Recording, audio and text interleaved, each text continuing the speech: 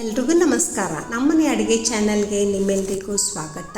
ದೊಡ್ಡವರಿಂದ ಹಿಡಿದು ಚಿಕ್ಕವ್ರ ತನಕ ಇಷ್ಟಪಡುವಂಥ ಬೆಂಡೆಕಾಯಿ ಪಲ್ಯ ತುಂಬ ಸಿಂಪಲ್ಲಾಗಿ ಹಾಗೆ ಸಖತ್ ಟೇಸ್ಟಿಯಾಗಿ ಹೇಗೆ ಮಾಡೋದು ಅಂತ ತೋರಿಸ್ಕೊಡ್ತಾ ಇದ್ದೀನಿ. ಹಾಗೆ ನನ್ನ ರೆಸಿಪಿ ಇಷ್ಟ ಆದರೆ ಒಂದು ಲೈಕ್ ಮಾಡಿ. ನನ್ನ ಚಾನಲ್ನ ಇನ್ನೂ ಸಬ್ಸ್ಕ್ರೈಬ್ ಮಾಡ್ಕೊಂಡಿಲ್ಲ ಅಂದರೆ ಪ್ಲೀಸ್ ಸಬ್ಸ್ಕ್ರೈಬ್ ಮಾಡ್ಕೊಳ್ಳಿ. ನಿಮ್ಮ ಸಪೋರ್ಟು ನನಗೆ ಬೇಕು. ಬೆಂಡೆಕಾಯಿ ಪಲ್ಯ ಮಾಡೋದಕ್ಕೆ ಮೊದಲು ಒಂದು ಕಡಾಯಿ ತಗೊಂಡು ಅದಕ್ಕೆ ಒಂದು 4 ಟೇಬಲ್ ಸ್ಪೂನು ಎಣ್ಣೆ ಹಾಕಿ ಬೆಂಡೆಕಾಯಿನ ಮಾಮೂಲಿ ಕಟ್ ಮಾಡ್ಕೊಳ್ಳೋಕ್ಕಿಂತ ಸ್ವಲ್ಪ ಸ್ಲ್ಯಾಂಟಾಗಿ ಕಟ್ ಮಾಡಿಕೊಂಡ್ರೆ ನೋಡೋಕ್ಕೂ ಚೆನ್ನಾಗಿರುತ್ತೆ. ಹಾಗಾಗಿ ಇಲ್ಲಿ ಸ್ಲ್ಯಾಂಟಾಗಿ ಕಟ್ ಮಾಡ್ಕೊಂಡಿದ್ದೀನಿ. ಕಾದಿರೋ ಅಂಥ ಎಣ್ಣೆಗೆ ಬೆಂಡೆಕಾಯಿ ಎಲ್ಲ ಹಾಕಿಬಿಟ್ಟು ಲೋ ಫ್ಲೇಮಲ್ಲಿ ಒಂದು 10 ನಿಮಿಷ ಫ್ರೈ ಮಾಡಬೇಕು. ಅದರ ಅಂಟು ಲೋಳೆ ರಸ ಎಲ್ಲ ಹೋಗಬೇಕು, ಅಲ್ಲಿ ತನಕ ಸ್ವಲ್ಪ ಫ್ರೈ ಮಾಡ್ಕೊಬೇಕು. ಫ್ರೆಂಡ್ಸ್, ಇದೇ ಗ್ಯಾಪಲ್ಲಿ ನನ್ನ ಚಾನಲ್ನ ಸಬ್ಸ್ಕ್ರೈಬ್ ಮಾಡ್ಕೊಳ್ಳಿ. ಹಾಗೆ ನೋಡ್ತಾ ನನ್ನ ರೆಸಿಪಿನ ಲೈಕ್ ಮಾಡಿ. ಫ್ರೈ ಮಾಡಿರೋ ಅಂಥ ಬೆಂಡೆಕಾಯಿ ಎಲ್ಲನೂ ಒಂದು ಪ್ಲೇಟಿಗೆ ಎತ್ತಿಟ್ಕೊಬೇಕು. ಅದೇ ಕಡಾಯಿಗೆ ಇನ್ನೂ 4 ಟೇಬಲ್ ಸ್ಪೂನು ಎಣ್ಣೆ ಹಾಕಿ ಸಣ್ಣಗೆ ಉದ್ದಕ್ಕೆ ಕಟ್ ಮಾಡ್ಕೊಂಡಿರೋ ಅಂಥ ಈರುಳ್ಳಿ ಹಾಗೆ ಟೊಮೆಟೊನೂ ಸಹ ಸಣ್ಣದಾಗಿ ಕಟ್ ಮಾಡಿಕೊಂಡು ಒಗ್ಗರಣೆಗೆ ಹಾಕಿಬಿಟ್ಟು ಟೊಮೆಟೊ ಸ್ವಲ್ಪ ಸಾಫ್ಟ್ ಆಗೋ ಥರ ಫ್ರೈ ಮಾಡ್ಕೊಬೇಕು.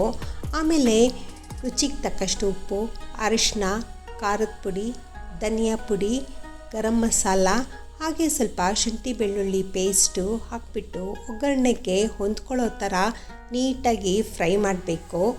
ಹಾಗೆ ಒಂದೆಸ್ಲು ಕರಿಬೇವು ಸಹ ಹಾಕಬೇಕು. ಎಲ್ಲನೂ ಹಾಕಿಬಿಟ್ಟು ಒಂದು ಅರ್ಧ ಗ್ಲಾಸಷ್ಟು ನೀರು ಹಾಕಿಬಿಟ್ಟು ಎಲ್ಲ ಮಿಕ್ಸ್ ಮಾಡಿ ಒಂದು 5 ನಿಮಿಷ ಲೋ ಫ್ಲೇಮಲ್ಲಿ ಲಿಡ್ ಮುಚ್ಚಿಡಬೇಕು. ಹಸಿ ವಾಸನೆ ಎಲ್ಲ ಹೋಗೋ ಥರ ಬೇಯಿಸ್ಕೊಬೇಕು.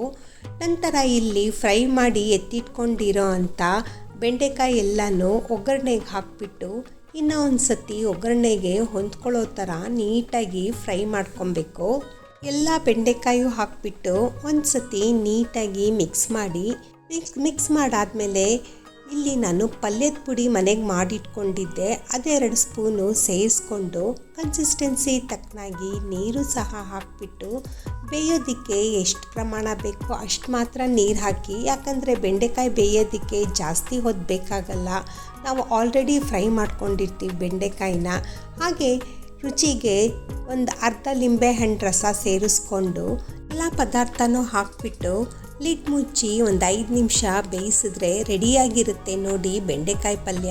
ಹಾಗೆ ಸಣ್ಣದಾಗಿ ಹೆಚ್ಚಿರೋ ಅಂಥ ಕೊತ್ತಂಬರಿ ಸೊಪ್ಪು ಮೇಲೆ ಹಾಕಿಬಿಟ್ಟು ಒಂದು ಸತಿ ಮಿಕ್ಸ್ ಮಾಡಿ ನೋಡಿ ಬೆಂಡೆಕಾಯಿ ಪಲ್ಯ ರೆಡಿಯಾಗಿರುತ್ತೆ. ಈ ಕಾಂಬಿನೇಷನ್ನು ಚಪಾತಿ, ರೊಟ್ಟಿ, ಪ್ಲೇನ್ ಸಾಂಬಾರಿಗೆ one of the best combination. ಈ ರೆಸಿಪಿ ನಿಮಗೆ ಹೆಂಗೆ ಅನ್ನಿಸ್ತು ಅಂತ ಕಮೆಂಟ್ ಮಾಡಿ. ನನ್ನ ಚಾನಲ್ನ ಸಬ್ಸ್ಕ್ರೈಬ್ ಮಾಡ್ಕೊಳ್ಳಿ. ನಿಮ್ಮ ಸಪೋರ್ಟ್ ನನಗೆ ತುಂಬ ಇಂಪಾರ್ಟೆಂಟು. Thank you.